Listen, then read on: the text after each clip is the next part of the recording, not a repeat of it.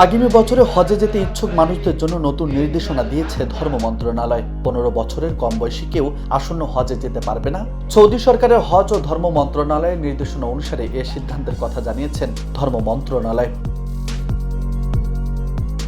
বুধবার মন্ত্রণালয়ের উপসচিব মামুন আল ফারুকের সই করা এক বিজ্ঞপ্তিতে এই তথ্য জানানো হয়েছে। বিজ্ঞপ্তিতে বলা হয়েছে, সৌদি আরব হজ ও উমরা মন্ত্রণালয় শিশুদের সুস্থতা ও নিরাপত্তার বিষয় বিবেচনা করে 2025 সালে হজ মৌসুমে পবিত্র হজ পালনে আগ্রহীদের সর্বনিম্ন বয়সসীমা 15 বছর নির্ধারণ করেছে, যা হজ যাত্রীর পাসপোর্টের জন্ম তারিখ থেকে ধরা হবে।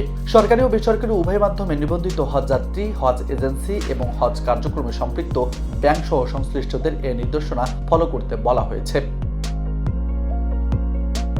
15 বছর বয়সী নিবন্ধিত শিশু হজযাত্রী ও প্রযোজক ক্ষেত্রে শিশু হজযাত্রীর সঙ্গে যাওয়া অভিভাবক হজযাত্রীর পরিবর্তে প্রাক নিবন্ধিত হজযাত্রীর প্রতিস্থাপন করা যাবে। নিউজ ডেস্ক, বার্তা 24।